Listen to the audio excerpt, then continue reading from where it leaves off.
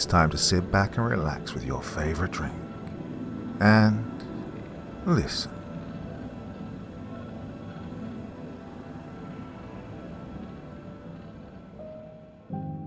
In the Orbit of Saturn by R.F. Starzl. Disguised as a voluntary prisoner on a pirate spaceship, an IFP man penetrates the mystery of the dreaded solar Scourge.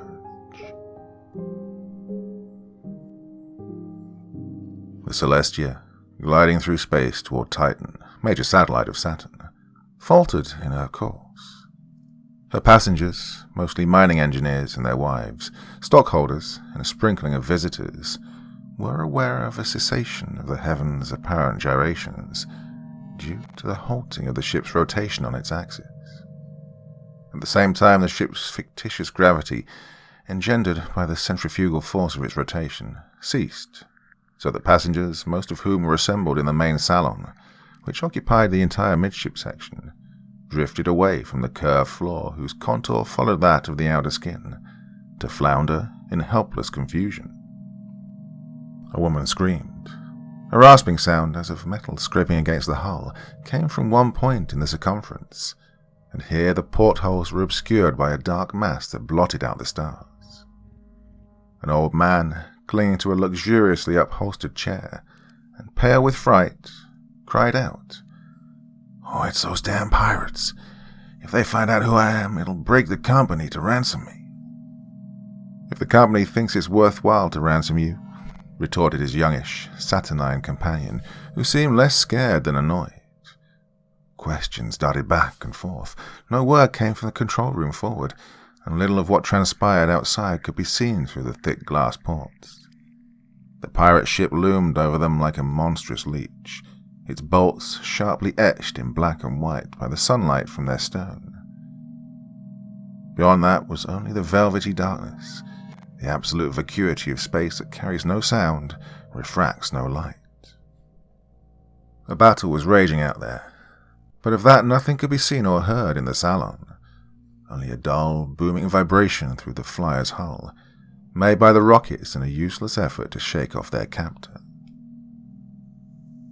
Of all the passengers, none understood the situation quite as well as Quirrell Finner. In imagination, he followed the desperate struggle that was going on out there, for the men who were selling their lives were his companions in arms, the ship's guard of the redoubtable IFP, the Interplanetary Flying Police, who carry the law of man to the outermost orbit of the solar system. Quirrell bristled, but he maintained his pose of indifference, of the sightseeing passenger who depended blindly on the ship's crews for his own safety. In appearance, he might easily have been the pampered son of some millionaire that he'd impersonated. His close-fitting silken tunic of blue, with its bright yellow roll collar, and the turban of fine yellow lace, the close-fitting trousers that showed his lithe yet powerfully moulded legs, the thin-soled low boots, they all proclaimed him the typical time-killing dandy of the times. His superb proportions made him look smaller, lighter than he really was, and his lean features, which under the IFP skullcap would have looked hawk-like, were sufficiently like the patrician fineness of the character part he was playing. Young men of means in the year 2159 were by no means without their good points. They indulged in athletic sports to counteract the softening influence of idleness, and so Quirrell Finner had no misgivings about the success of his disguise. Yet he could not refrain from listening intently for every sound that penetrated the hull. His part was to be captured by the pirate, who had been named the Solar Scourge by sensational newscasters, and to learn all he could, and eventually to be ransomed by a wealthy father with his priceless information. And so he waited, chafing, while men he knew, men who had faced the perils of space with him, met their death. After a time there came the sudden crackling of the airtight bulkhead which separated the salon from the forward sections. Well, Quirrell knew what this meant. The pirates had succeeded in breaching a hole through the ship's skin, and the air of the forward section had rushed into space. It was sickening to think of those brave men up there caught in the suddenly formed vacuum. Long before the bulkhead had ceased crackling, he knew they were dead, and that the pirate crew had entered, wearing vacuum suits, and was even then replenishing the air so the passengers could be taken alive. They'd been in the prison hold of the pirate ship for 5 days then, terrestrial time. This was nothing like the spacious quarters they'd occupied before. A cross-section of their prison would have looked like a wedge with a quarter circle for its blunt end. The curved wall of the great cylindrical projectile, nearly 100 feet in diameter, was their floor, on which they could walk like flies on the inside of a wheel rim. The walls of the room, on 2 sides, converged toward the top, until they joined the sides of a well-like tunnel that ran from the nose of the ship to its tail, where the rocket nozzles were. A door pierced the tunnel side, and under this door was a metal platform, from which one could either climb into the passage or down a ladder into the hold. A pirate guard held this platform, from where he could peer over the top of a curtain which gave scant privacy to the men and women prisoners on either side of it. On the floor plates, without even the meagre comfort of the dried Martian weeds that had been given to the women, sat or lay the men. They displayed their dejection, their faces covered with new growths of beard, their clothes crumpled and torn. The only furniture consisted of a long, light metal table on the women's side, securely bolted to the floor. The prisoners were obliged to stand at this when eating their meals. The whole cheerless scene was coldly illuminated by a single light-emanating disc just under the guard's platform. Steps echoed, hollowly metallic from above. Quirl wondered if it was already time for the galley boy to bring the immense bowl of hot stew for the noon meal. But it was not. It was Moby Gore, the huge and overbearing first mate of the pirates on his daily mission of inspection and prisoner baiting. Quirl crept further into his corner. It would be fatal to his plan for him to attract the attention of this petty tyrant. It was hard enough to keep away from him, to crush back the almost overwhelming desire to fly at him, fists hammering. Gore came down the ladder deliberately, pausing on the lower steps to look around with his little pig's eyes. His head was set well forward on his thick, muscular neck, so that he had to look out from under his beetling brows in a manner peculiarly ape-like. His heavy face was smooth-shaven, and his blue-black jowls and chin looked painfully smooth. His coarse black hair was brushed back and plastered firmly to his bullet head. His body was heavy, but moved with deadly smoothness and precision. The customary harness, which passed around his naked torso, supported a double-barreled ionizing electrocution pistol, and also a short, savagely knobbed riot club. Hanging from the belt at his waist were short pants, which displayed the thick, hairy legs with their cable-like muscles. On his feet were thick socks, so that his toes were able to curl around the rungs of the ladder. Satisfied with his quick, darting inspection, Gore now came all the way down. At the foot of the ladder lay an elderly man in the oblivion of sleep. Gore's foot came down on the thin chest, and with savage pleasure he bore down, so that the old man's startled squawk ended in a fit of coughing. Gore cuffed him aside roughly, growling, "Old Scriver, let that learn you to sleep out of the way." He then laughed coarsely when one of the prisoners, with the temerity of anonymity, started to boo, but received no support. Carelessly, Gore passed among the prisoners. Here and there he halted, snatching some article of finery or inconspicuous bit of jewelry that he'd overlooked before. They all shrank from him, only too glad to see him pass on to the next unfortunate. "You there," Gore rasped, indicating Quirl with his stubby forefinger. "Come on out of there, you." Quirl hoped that the brutal mate would not hear the thudding of his beating heart, or that if he did, he would take it for fear. He came slowly toward Gore, who was greedily eyeing the young man's brightly colored and valuable tunic. Quirl came too slowly. What do you take me for?" Gore bellowed in an unreasonable anger. He strode forward, the prisoners scattering before him. His large, knotty hand closed on Quirl's arm, and jerked, with the intention of whirling this reluctant prisoner across the room.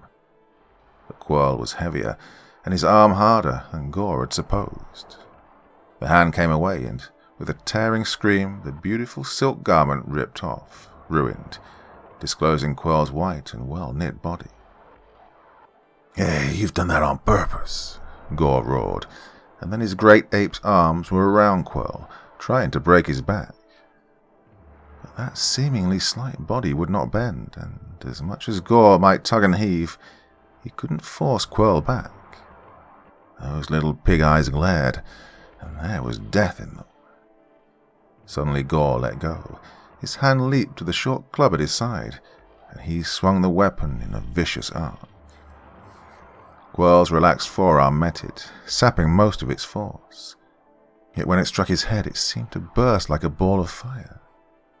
He crashed against the wall and sank to the floor, only half conscious. "Gore! Gore!" yelled the guard from the platform. "Remember how sore the old man was about the last Terry you killed? You better lay off, man." "Ah, shut your damn mug," Gore yelled back. But he gave up his idea of kicking the prisoner, and with a menacing glare for the guard, moved on. As Quirl's mind slowly cleared, he congratulated himself for his repression. During his struggle with Gore, his hand had come in contact with the butt of the mate's electrogun. He could have easily pulled it out of its holster and turned it against his owner. But this hasty action would not only have assured his own death, but would have destroyed the only chance the IFP had of learning the Scourge's secrets. Gore slowly worked his way to the women's side of the hold.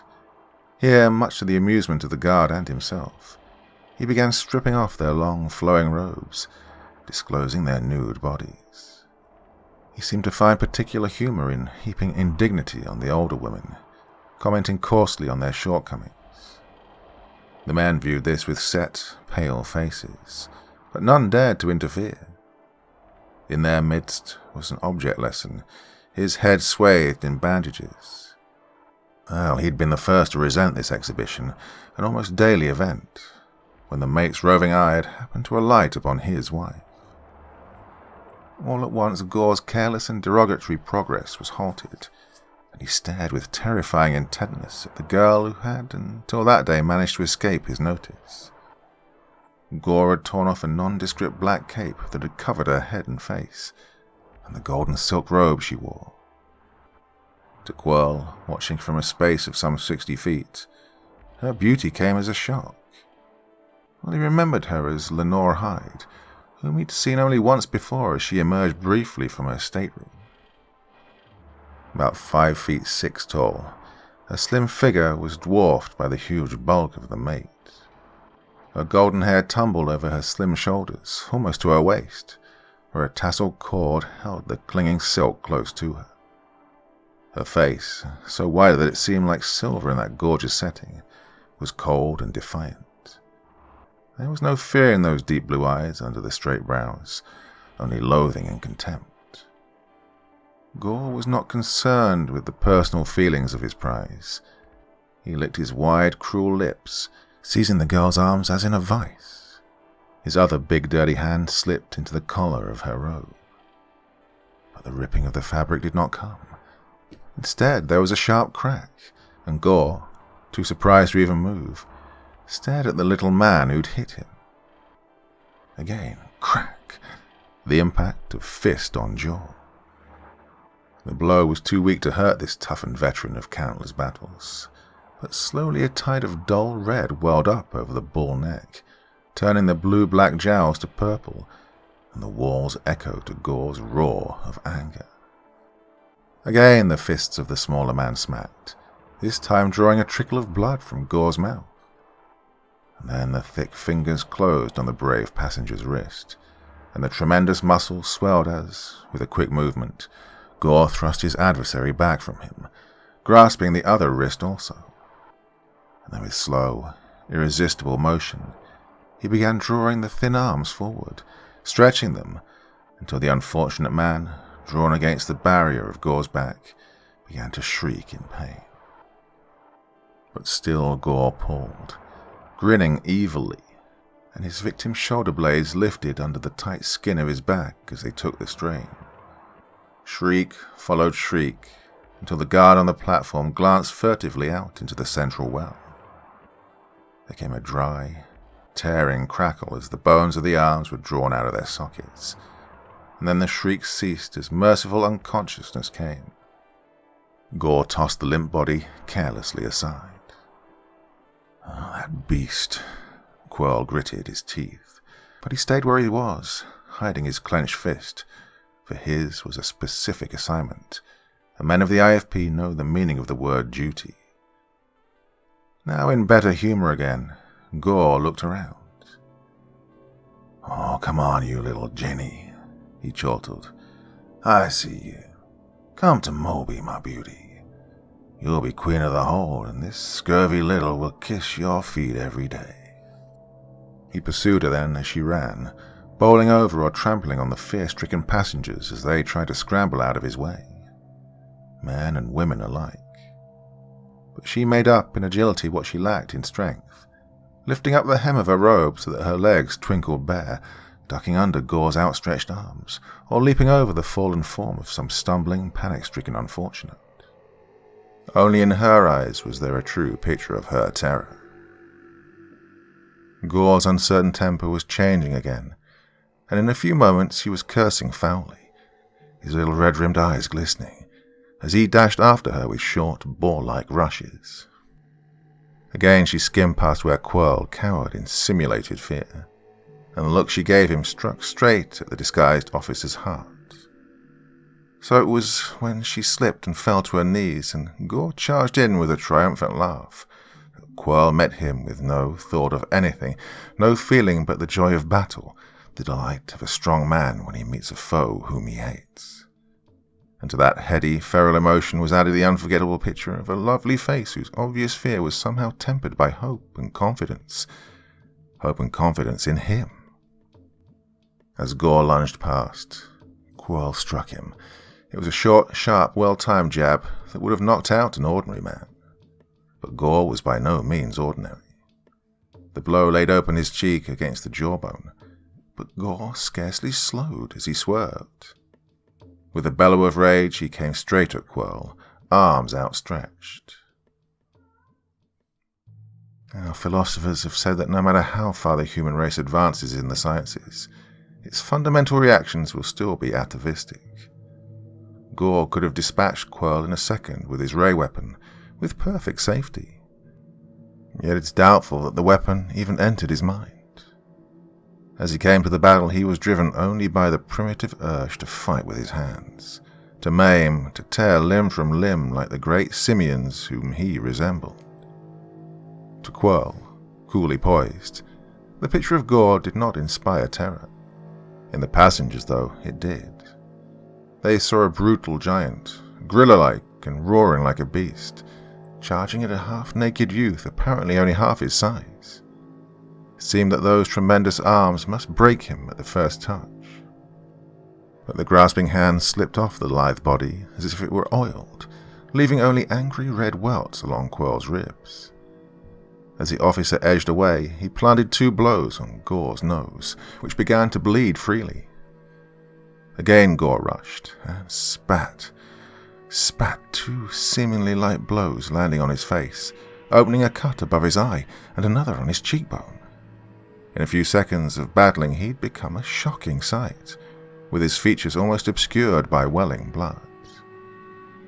Again Quirl measured him, and this time, instead of evading the grasp of the mate's eager arms, he stepped right between them. Like a wrath, he slipped into their embrace, and before they could grasp him, standing so close that his chest almost touched his adversary's, he whipped a right to Gore's jaw. It was the kind of punch that makes champions, a whip-like lash of the forearm, with relaxed muscles that tighten at the moment of impact. A punch with follow-through fit to knock out 99 men out of 100. But it didn't knock out Gore, and Quirl had to pay dearly for this error. Gore was staggered, but his mighty arms closed, hugging his slighter opponent to his hairy chest so that the breath was choked out of him, and the metal studs on his harness gouged cruelly into Quirl's flesh. His face was blue before he could work his arm loose, and begin to prod with stiffened fingers at Gore's throat. Well, Gore had to let go then, and Quirrell broke away, boxed for a few moments until he'd recovered, and then proceeded to chop Gore's face beyond any semblance of humanity. The mate had dropped his ray weapon, and now searched for it with blinded eyes. He flung his riot club, but it flew wide of the mark. It was obvious that he was going to be beaten into insensibility. The guard on the platform, seeing the trend of the battle, shouted hoarsely up the well, and in a few minutes 4 men, hard-bitten, villainous-looking fellows, tumbled down the ladder and joyously joined in the fray. It was then only a matter of seconds before Quirrell lay on the floor plates, battered and bleeding, but still feebly fighting, while Gore sat astride him, seeking with vicious fingers for Quirrell's eyes. At the same time, his men were kicking at the helpless man's body wherever they could reach him. At the sight of this brutality, the other prisoners, forgetting for the moment their own cowed condition, set up such a bedlam of noise that the guard began to look furtively up the passage and to shout at the ruffians. Suddenly he was whirled aside, and a figure in uniform, moving with uncanny speed for a man so massive, appeared upon the platform and bounded down the ladder. He was among the struggling men on the floor in a moment, and became a maze of flailing arms and legs. Like 10 pins the pirate scattered, and the giant pulled off the mate. Gore could not see, but as he writhed, he knew he was in the grip of the pirate captain. Captain Strom's harsh, ascetic face was dangerous, and his steely grey eyes compelling. The men managed slovenly salutes. "Gore," Strom snapped, "have your men get some water and mop up this blood. How many times have I told you to quit mauling the prisoners? Do you think I'm in this business to provide amusement for you? Henceforth, keep out of this hold, you hear?" "Yes, sir," Gore muttered sullenly. Took 5 of you bums to handle him, did it?" Strom remarked sardonically, stooping to pick up the unconscious Quirrell. He carried him easily up the ladder, and as they disappeared, Strom's voice boomed out. "Dr. Stoddard, messenger, have Stoddard report to my cabin." Well, the mate was wiping the blood off his face with a rag. "I tried to call you," the guard whined. That tears it," Gore exclaimed fiercely, bursting into a string of abuse. But one of his henchmen nudged him. "Keep your tongue in your face, Gore, until the time comes." Gore said nothing to this, but glared savagely at the prisoners. "Get the buckets and mops," he snarled at his men, and they fled precipitately. A long wailing noise came through the hatch. "Soup's on! Soup's on!" "Here comes your grub, damn you," Gore growled at the prisoners in general. A shuffling sound followed the sing-song call, and then a galley boy of 40 years or so, badly crippled by club feet, shuffled up to the hatch and laboriously let himself down to the platform. The huge bowl of stew he was carrying was far too heavy for him, and his strained, thin face was beady with sweat. "Get a move on, Sorko," Gore bellowed up at him. "Get your swill down here. Some of this swine down here are going short this time anyway." Sorko set the big bowl down at the top of the steps and began to descend backwards. Then he resumed his burden. But he was nervous and had barely started when his crippled feet, far too big for his thin shanks, became entangled. He gave a giddy shriek and fell over backward, landing on his back, and lay still. His pale, freckled face became greenish. But the bowl, filled to the brim by its greasy, scalding hot contents, flew in a sweeping parabola, tipping as it fell so that the entire contents cascaded on Gore, drenching him from head to foot. Howling with rage and pain, he danced around. He was utterly beside himself. When he was able to see, he rushed for Sorko, who was moaning with returning consciousness, and picked up the frail body to hurl it against the floor. "Stop, or you're dead." Well, that voice, so incisive and clear, was that of a woman. Gore found himself looking into the little twin funnels of his own ray projector. They were filled with a milky light, and the odor of ozone was strong.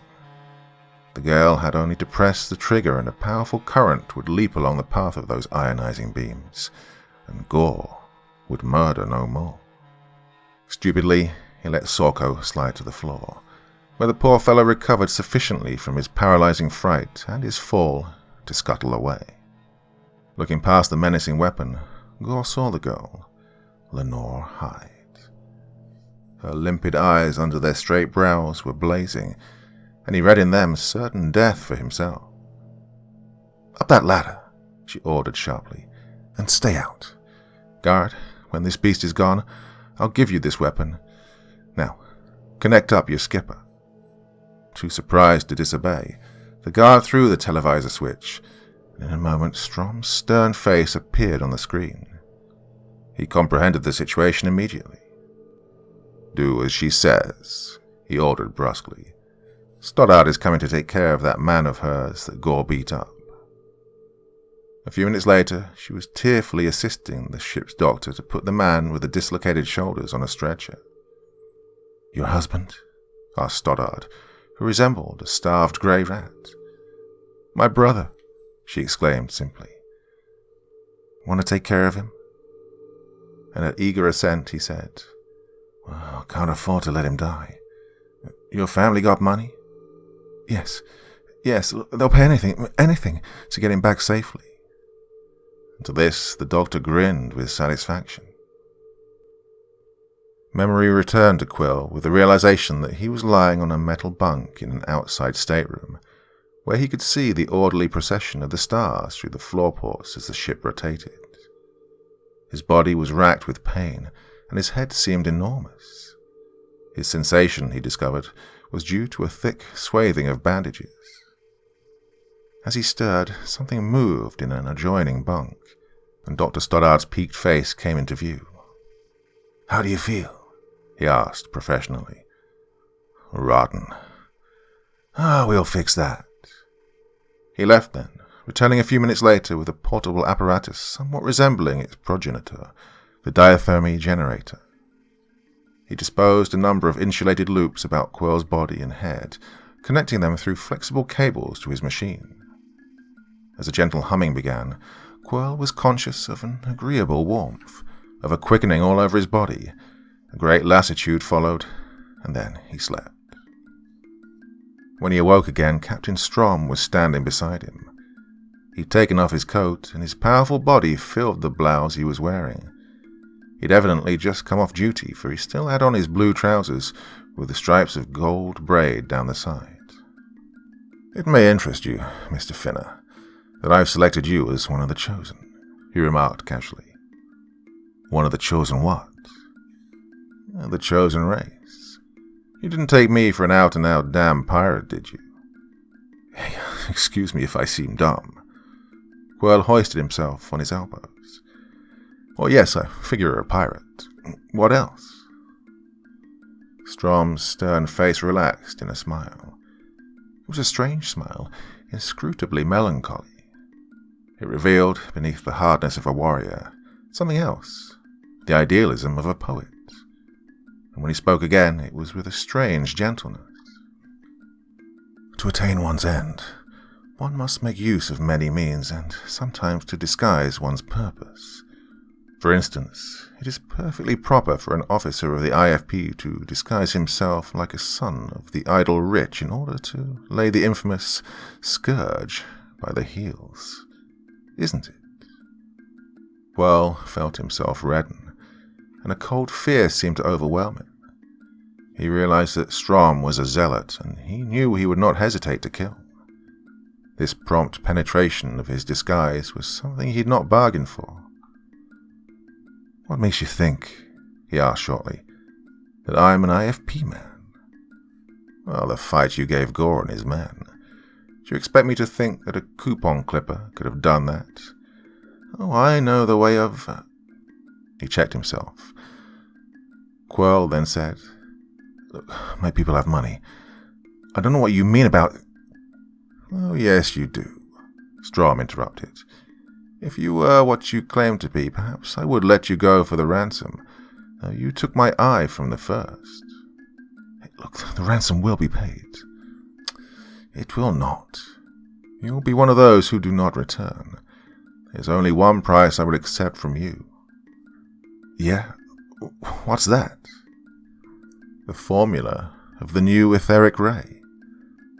I don't know the IFP secrets, I told you that. You know how to operate the ray. All its men do. I want you to tell me what you know, and I can deduce the rest. Quirrell thought rapidly. Well, Strom was right. The IFP had developed a new ray that was far superior to the ionizer ray, for the latter required an atmosphere of some kind for its operation, while the new one would work equally well in a vacuum. Hey, I've never heard of any... He lied stubbornly. Anyway, what do you want a ray for? Your guns, with no gravity to interfere and no air to stop the bullets, have just about unlimited range, haven't they? Spoken like a soldier. Again Strom permitted himself a brief, triumphant smile. And we have the further advantage of invisibility. The ship is surrounded by a net of wires that create a field of force which bend light rays around us, and explains why your men have never caught us. But, to get back to our subject, I'll tell you something.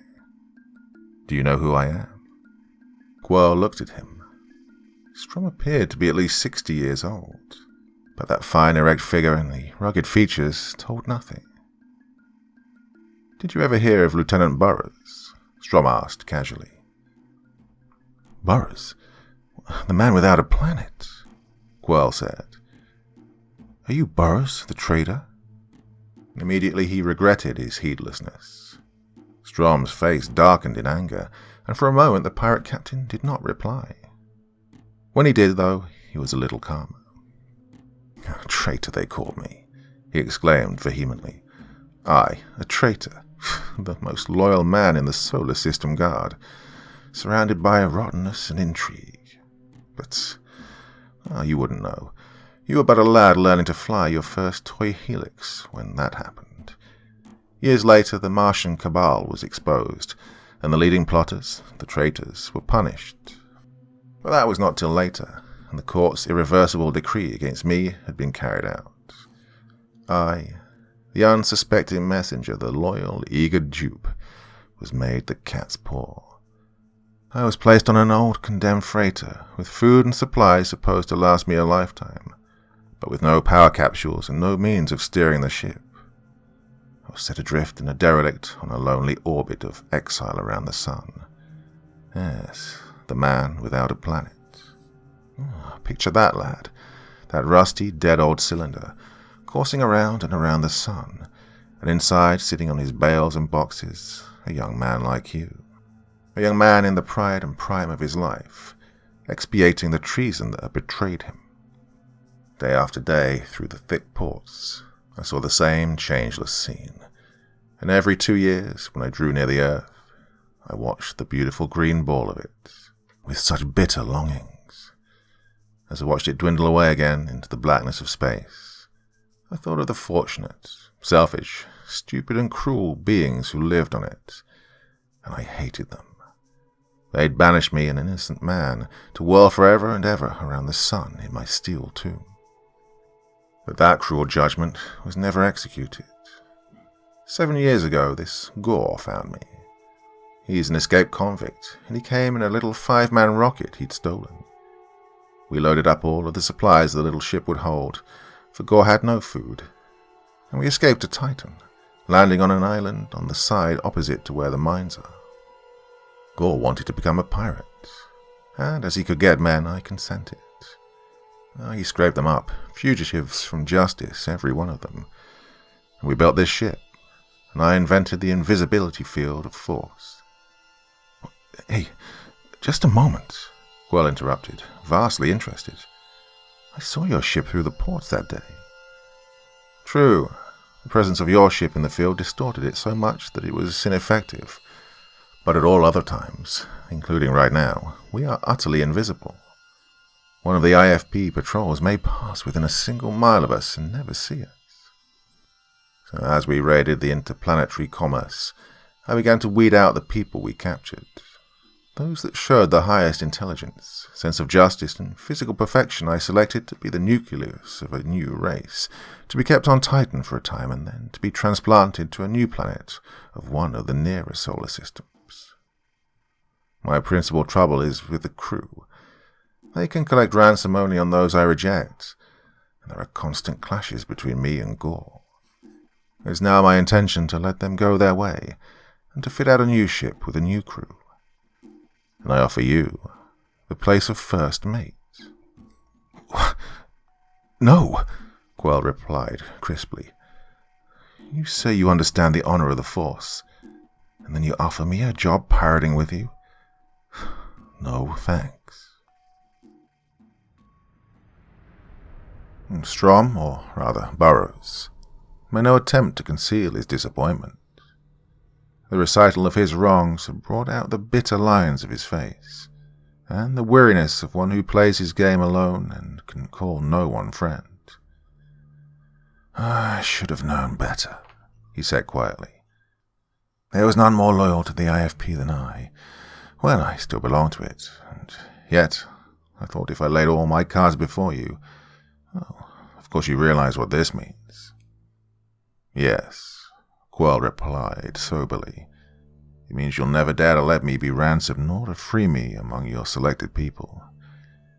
It means death. No, not death. I will parole you. Quell then felt an overwhelming surge of sympathy. He saw this pirate, as later historians have come to see him, a man of lofty and noble purpose who was made the victim of shrewder, meaner minds in the most despicable interplanetary imbroglio ever to disgrace a solar system. The thought of his own fate, should he refuse the offer, did not depress Quell as much as the necessity of heaping more disappointment on this deeply wronged man without a planet. Captain, he said slowly, with deep regret, you remember the IFP oath. And at the other's flush he hurried on. Knowing that oath, you know what my answer must be. Put me in irons or kill me. Yes, I know, Strom added wistfully. Would you, if I could just once more shake the clean hand of a brave man and a gentleman? Quell's hand shot out and gripped the long, powerful fingers of the pirate captain. Quell was willing to compromise to the extent of not revealing anything to the other passengers, for the privilege of being kept in the prison hold rather than in solitary confinement. Here he would be under the vigilant eye of a guard, with possibly less chance of effecting an escape in some way, but he felt a great desire to be near the girl Lenore, and to know that she was safe and in good spirits. They fastened him by means of a light chain and hoop that locked around his waist to a staple set in the floor near one wall. The other prisoners regarded him as a hero, for since the day of the epic fight, the mate had kept away, and they'd been treated with tolerable decency. Quell was able to cheer them up with predictions that most of them would be eligible for ransom. But as he looked at the pale beauty of Lenore, he felt grave misgivings, for he knew that a man of Strom's discernment would want her for his projected utopia, without question. She did not speak to him while the hero-worshipping crowd were fluttering about him to their heart's content. When they finally left him alone, she came up to him silently and sat on the floor beside him. I want to thank you, she said quietly and clearly, for what you did for me and my brother, Mr. Quirl Finner. I've thought of you as Lenore and wondered how you were. How long's it been since they took me out? Well, you see, he grinned. I was, asleep. 5 days. At least they turned off the lights 5 times for the sleeping periods. And the man who fought for you, how is he? My brother. He's dead.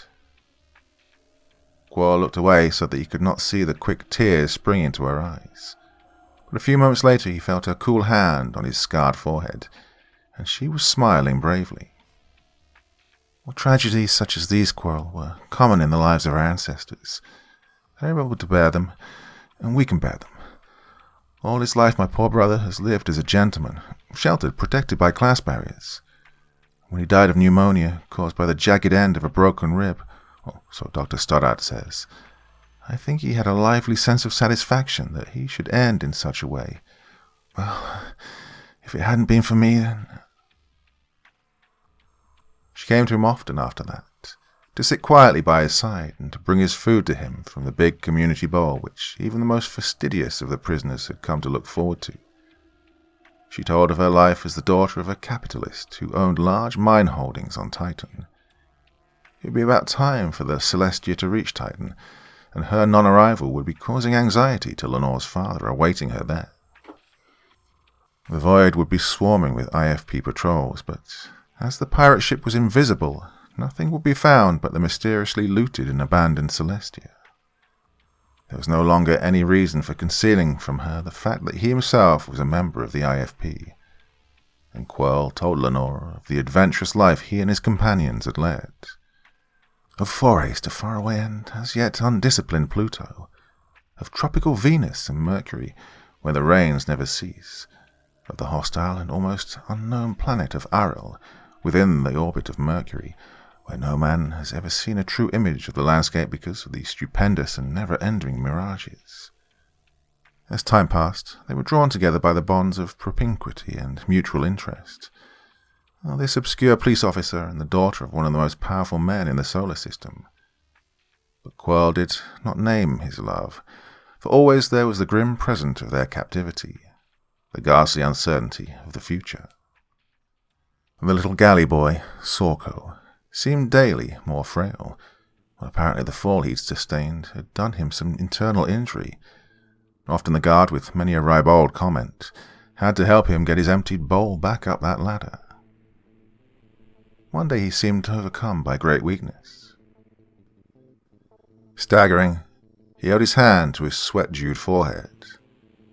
Erratically he waltzed across the floor, to crumple in the heap where Quirrell and the girl were sitting. Moved by compassion, Lenore composed his body in a more comfortable position, and with a bit of handkerchief moistened the pirate's wrinkled, old but young face with some of Quirrell's drinking water. The guard looked on indifferently. "Guard," Quirrell shouted. "He's going to die. Good. Look, just come and take him to the lazaret." "Says you," returned the guard callously. "Me, I stay on post till relieved. Sorko will be all right. He's been throwing them fits right regular." Sorko's lips moved feebly, and Lenore bent down to catch his words. They were barely audible. "I'm all right, lady. You done me a good turn when you made Gore put me down, and I'm doing you one now. I wouldn't do this for no one else," he gasped. "Water!" Lenore exclaimed sharply, and Quirrell handed her the rest of his cup. "Ain't water he wants," the amused guard observed. "The blighter's playing for a good chew of mercolite." Mercolite, a highly stimulating gum, was prohibited by interplanetary proclamation, but was always obtainable through the surreptitious channels of a highly profitable traffic. "Hey, I ain't as bad as I'm making out," Sorko whispered. "Got to do it to tell you this, 'cause you was square with me. Hey, Gore is fixing to have a mutiny. Kill the captain. Kill all these dubs here. This guy of yours, too. Oh, he wants to take you for his, The weazened little face twisted in an unwanted, shy delicacy. "Wants to take you for him, pretty lady. Oh, I don't want him to. Now, I'm not a bad fella." "Hey, what the hell, Sorko?" the puzzled guard exclaimed over the delay. "You bandy-legged rat. Get up here or I'll give you a jolt." Lenore looked up at him, indignant. "You heartless wretch. Would you let this man—" "I'm coming." Sorko, scrambling to his feet, shuffling to the table, where he retrieved his bowl. Quirrell and Lenore watched his painful progress up the ladder, until at last he disappeared into the passage. "Quirrell," she murmured, as her hand sought his. "Take this." He felt a small bit of metal, and looking at it cautiously, saw that he had a rough key filed out of a piece of flat metal. "The key to that hoop around your waist. He copied it from the one the captain has, I suppose." His hopes high all at once, Quirrell sought the compact little lock in the small of his back. It took a long time to get the key in, and then it wouldn't turn. It had been unskillfully made and was probably not a true reproduction. Nevertheless, by constant effort, he succeeded at last in turning it, and was rewarded by hearing a faint click. He tested the hoop, felt it slip, and knew that at any time he chose, he could free himself. "Lenora, dear," he told her, "go with the other women now. We must do nothing to make the guards suspicious. We don't know when this mutiny is to come off, but we're close to Saturn now, so it can't be long. Go now." "Goodbye, dear. Be careful." It seemed an eternity until the emanation disk became dim and went out, and the prisoners made sleepy sounds. A relief guard took station and the ship became silent, so that one could hear the rumbling of the propelling rockets. As there were no ports in this hold, there was no light whatsoever except the faint glow that came from the central passage above the platform. Against this, the pirate was outlined as he sat on his stool. As Quirrell's eyes became accustomed to the darkness, he could see the play of faint highlights on his muscular torso. And so, he waited. He thought over the situation. The safest and easiest course would be to create such a disturbance that Captain Strom would be attracted to the scene. This would probably not involve anything more than a severe beating for himself, and he'd then find opportunity to acquaint Strom with the projected mutiny somehow.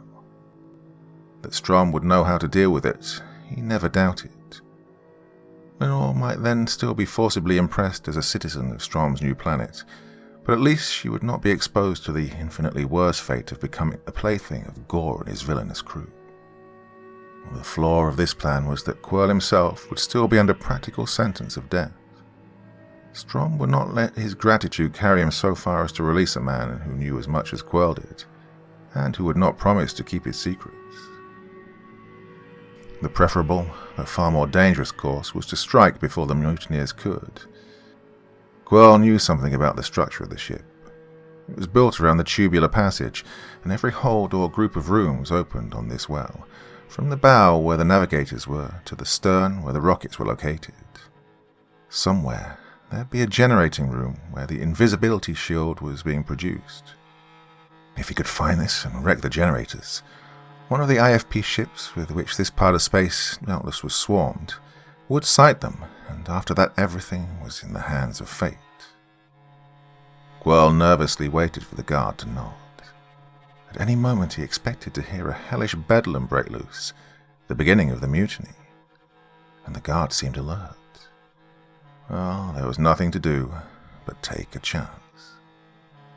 Quirrell sighed as if he were turning in his sleep, so that the clink of the released chain would not seem out of place. The guard did not stir. Slowly, very slowly, Quirrell crept across the floor. He'd been robbed of all his clothing except his torn silk trousers, and his boots were gone, so he was able to move as quietly as a cat. With tense silence, he ascended the ladder, praying that his weight would not send up a warning vibration. But his luck held. He was nearly at the top before it broke. "Take him off! Take him off!" It was an eerie, strangled shriek from one of the male prisoners in the throes of a nightmare. With a startled curse, the guard thudded to his feet, peered tensely into the darkness, his weapon sending twin milky beams of the powerful ionizing ray toward the source of the sound. The dreamer had awakened, still gasping in the grip of fear, and other disturbed sleepers were grumbling. "Better go easy, you fools," the pirate warned them. "You're just in luck that I didn't let loose a couple of bolts on you. Got a good notion to do it anyway." He played the dangerous little spots of light around, amused as the prisoners scrambled for safety, but with no real intention of releasing the deadly electric charge along the paths provided for it. This cruel pleasure cost him his life. As he turned his back, Quirl leaped. His iron-hard forearm rose and fell, and the edge of his hand came down on the back of the pirate's thick neck. There was a muffled crack, and he slumped to the platform grating. Quickly, the officer stripped off the man's harness and buckled it around his own naked chest. The electro gun had been uninjured, and hooked to the belt was also the riot club, a truly appalling thing at close quarters. Quirl carried the body down, laid it prone in the corner he'd occupied, snapped on the waistlock, and threw a ragged old blanket over the hairy legs. In the forthcoming disturbance, if anyone looked in, he would think it was the inert form of a sleeping prisoner, and that the guard had deserted his post. Quirl had feared an outbreak among the prisoners, but they were so apathetic that they paid little attention, and he did not even dare a whispered farewell to the girl he knew was watching somewhere in the darkness. Well, much to Quirl's delight, the long tubular passage was deserted. Here the centrifugal gravity was less than it had been in the hold. A weird place, this central tube, where every direction was down, and a man could walk on his ceiling, his floor, his walls with equal facility. No top nor bottom, just a long, smooth tube with numerous enigmatic doors leading to... where exactly? At least it was easy to tell where the bow of the ship was. A light shone through a transom over the door to the navigating room. Should he try to hold up the navigating officer? Well, he decided against that. There'd be at least 3 men in there, and it was the custom to keep those quarters locked. Oh, if only I knew where they generate the invisibility field, he muttered, as he stood irresolute. Opportunity, though, came at that moment. A crack of light appeared along the passage. A door was opening there. A moment later, a head and shoulders showed. Someone was climbing up. Swiftly, the officer ran to the place. The pirate did not even suspect anything wrong until he felt the spots of milky light on his face, and he showed his terror plainly. "Get up now," Quirl hissed. The man obeyed with alacrity. Quirl glanced down. He saw tiers of bunks. Evidently this was one of the crew's dormitories. He now turned to the cowering pirate. "Hey, I'd kill you as soon as not," Quirl snarled. "You got me wrong, brother," the pirate whined. "I'm with Gore in this deal. Lay off." "Where are you bound for?" "I have to relieve Burke at the ventilating turbines." "Let Burke wait. Lead me to the invisibility generators." "I can't do that, mister. I gotta have a pass for that." "Say, mister, I was just kidding about being one of Gore's men. I'm for the captain. Yes, sir." "You lying scum," Quirl barked impatiently. "Get going, now." The white-faced and bewildered pirate led the way down the tube to the other end. He unlatched a door and tried to enter, but as soon as he dropped through to the platform, he was met by a guard with a levied ionizer. "Oh, this gentleman," he started to explain, but Quirl dropped after him and gave him a powerful shove so that he crashed into the guard. The latter pulled the trigger, and the unfortunate pirate crashed over the platform's edge to the floor. Quirl had out his own electrogun and dispatched the guard. At the same time, he felt a stunning shock. His senses reeled, but the grating had taken part of the discharge loosed by a pirate electrician at the foot of the ladder. Quirl threw his riot club and followed that up with another lightning bolt. He was, then, the only living person in the room, in which 2 generators hummed softly. Connected to them was a bank of U-shaped tubes, each as tall as a man, which were filled with silent, livid fire. Quirl picked up a wrench and started hammering at the thick tubes until the glass cracked. Each time he was engulfed by a wave of heat, and the tube became black. The great generators idled and automatically came to a stop. Quirl was certain now that the pirate ship would be visible, but the position of the captives was still desperate. He hoped that none of the surviving pirates would think of calling at their generator room, or find out in some other way that they were now visible in the eternal day of space. Quietly, he climbed back to the passage and closed the hatch. He cast about for his next move. He was looking toward the bow, but on hearing the subdued clink of metal on metal, he turned. A dozen of the pirates were coming toward him. Well, it would have been useless to draw his weapon. Theirs were out and could have burned him to a crisp before he could even move. Silently and with deadliness apparent in every move, they approached him. "Oh, I hope they try to capture me alive," he thought. "What a dogfight that'll be."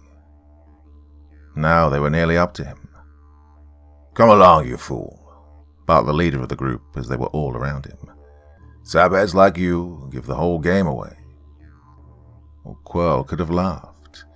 This was evidently part of the mutineers' crew bent on their errand of murder. In the dim light, they'd taken him for one of their number. He went with them, meekly. "Unlocked." The leader, whom Quirrell had not seen before, exclaimed with satisfaction. He pulled the hatch open softly, and the hinges had been oiled. Quietly as panthers, they descended the ladder. They stood at the bottom. Still another door barred their way. Quirrell now realized that they were attacking the captain's quarters. But the leader produced a key and silently swung the door open. "So, you dogs, now finally you've come."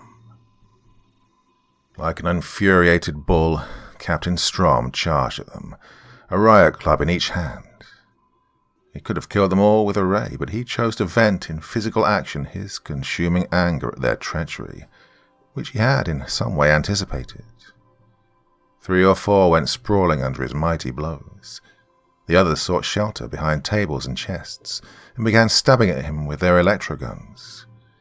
Electricity crackled, and the air became pungent with ozone. A pair of the twin rays struck the captain's gold braid, and he went down. With a triumphant yell, a man dashed at him, murderous club upraised. But Quirrell was faster, and the pirate fell dead with a crushed skull. Now Strom was up again, fighting beside Quirrell. The pirates remaining fell under their furious blows, and the two dashed out. Strom said nothing, and Quirrell was not sure that he'd been recognized. The captain charged straight for the navigating bow. Here, unless he should be attacked by the AFP, he could still control the situation. He was perhaps still ignorant of the ship's visibility. But Quirrell made for the prisoner's hold. They'd be cowering there, probably in darkness, not knowing what was going on. It was his intention to rally them, provide them with the weapons of the fallen pirates, and so be in a position to advantageously make terms with whoever was victorious in this battle. He saw, as he approached, that the light was on. He was hardly a dozen feet away when the door was darkened. Quirrell did not have to hear her cry to know that Gore had Lenore. Running with remarkable speed, the mate carried his prize toward the aft end of the tube. The hatch stood open there, and he dropped through, slamming it after him. Quirrell picked up a bar that someone had dropped. It took but a matter of moments to break the lock and pull open the hatch. The hold was lighted and empty. In its middle, holding the hapless Lenore, stood Gore, the electrogun in his hand covering the platform. "Boy Scout to the rescue again," Gore sneered. He was even more repulsive than before, with the marks Quirrell left on him in the last battle. But he was fearless and utterly reckless. "Well, my lad, I know when I'm done. And when a fellow's done, he doesn't care what happens. So here's the deal. When I get out of here, I'll be dead, and she'll be dead. Well, you'll wish she was. Get it? She'll be killed too. If you jolt me, the shock'll pass to her. And the first manjack who crosses that grating will get this from me. Now then, go ahead. Gonna kill us both, or leave her to me?" He then laughed defiantly, like one who counts himself already dead. Quirl tentatively placed one foot on the platform. Instantly, a fat spark jumped from the metal to his foot and sent him sprawling into the tube. He saw Strom coming toward him. He'd killed his enemies in the control room and was now on the hunt for more. "Thanks for what you did," he grunted. As a forlorn hope, Quirl explained the situation. Strom smiled a rare smile. "That's all right," he said mildly. "Quirl, you are a square man, and I'd rather do something for a square enemy than a false friend. Oh, and I can do it cheaply.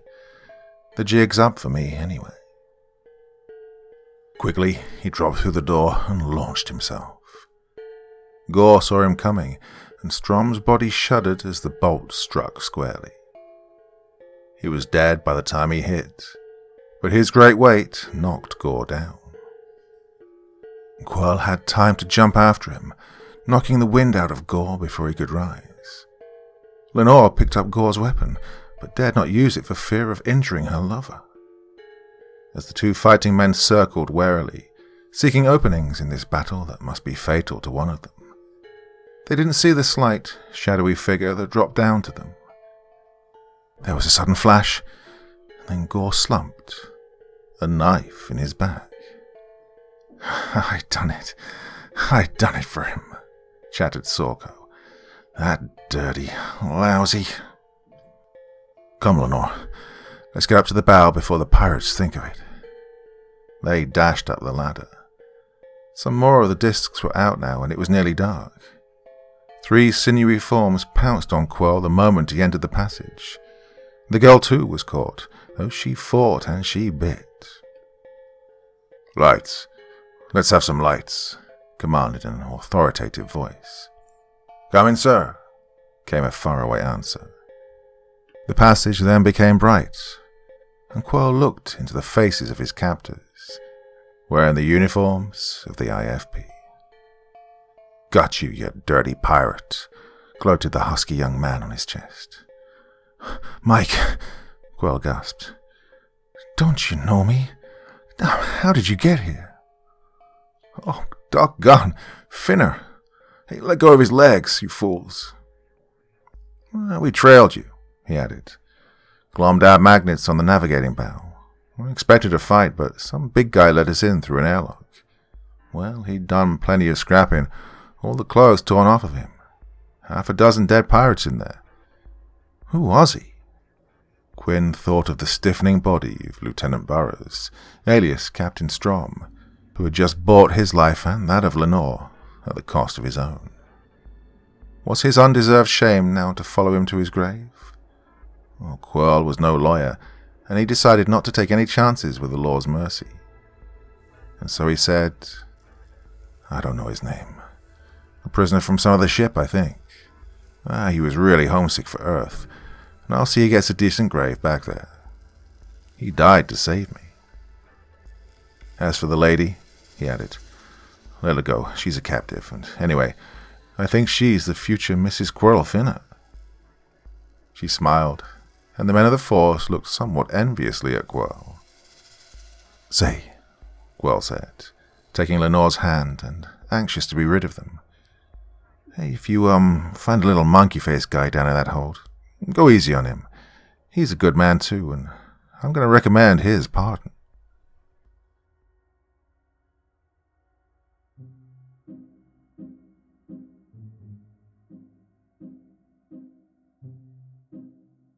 Those damn space pirates, I tell you, you just can't trust one of them. You really can't. Another wonderful old-school story there for your Friday evening's entertainment. That was a lot of fun, I hope you agree. Hey, if you don't, thoughts, feelings, anything else you want to say in the comment section below the video, and as ever, do my best to join in the chat. Well, that was Friday. Just about recovered from the almost 4-hour epic I delivered for Halloween last Sunday. So we're back again, probably again on this Sunday, with something special for you, just like always. Till then, my dear friends, sweet dreams, happy weekend, and bye-bye.